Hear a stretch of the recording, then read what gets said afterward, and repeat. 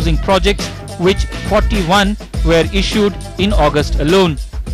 At a time when the new government is going full throttle to put the economy back onto the fast track, the Green Court seems to be clipping its wings, creating apprehensions in the minds of an already struggling India Inc.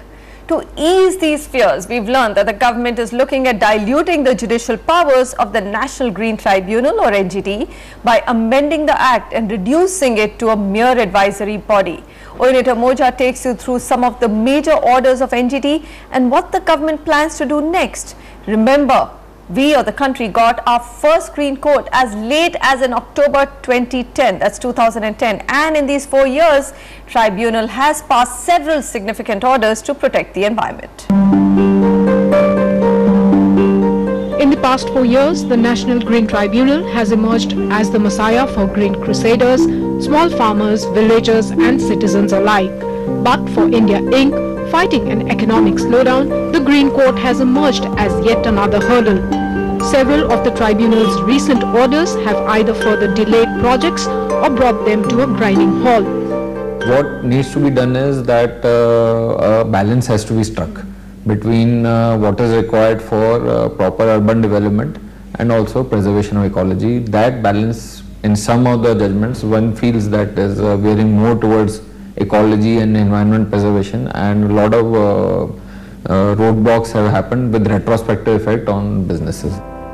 Some of the significant judgments of NGT, like banning illegal sand mining and use of groundwater for construction and prohibiting issuance of completion certificate to flats within 10 kilometers of Okhla Bird Sanctuary in Noida, has not just impacted the industry but has got the government thinking too.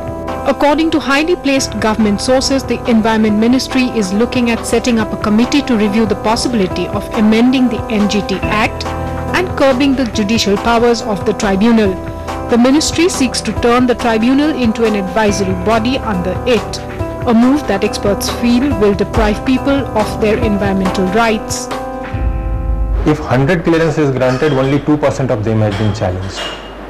Most of them are not being challenged, and so you cannot say that because you are challenging. Number two, some person who are affected by the industrialization, not by the industrialization, but if any environmental impacts are there, they are exercising their rights to say that why this industry should not be there. And number three, when any industry is polluting, it should be the right of any individual to approach to the court and get the relief. The jurisdiction of the tribunal extends to all civil cases involving environment issues. Any decision of the Green Court can be appealed only before the Supreme Court, thus giving immense judicial powers to the tribunal. In the past 4 years, NGT with its 4 zonal benches in Bhopal, Chennai, Pune and Kolkata has adjudicated over 200 cases and has pulled up not just the industry but even the Environment Ministry and local government authorities. Failure to comply with the tribunal's orders can attract a fine of 10 crore rupees or imprisonment of up to 3 years. NGT, for example, is one of the fastest courts that this country has ever seen.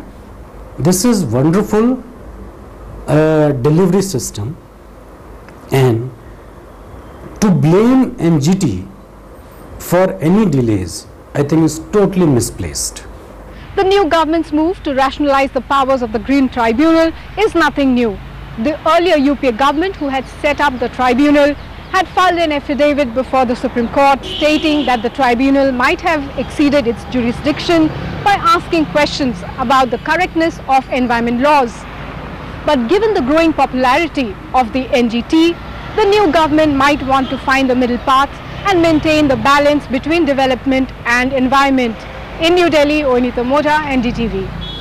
Well, if confirmed sources are to be believed, Noida homes which have been stuck in the NGT case around the Okhla Bird Sanctuary may get some relief, but that news is not confirmed. In fact, one of the major national newspapers reported it, but we believe that it's still in the draft stage and those houses aren't totally safe yet.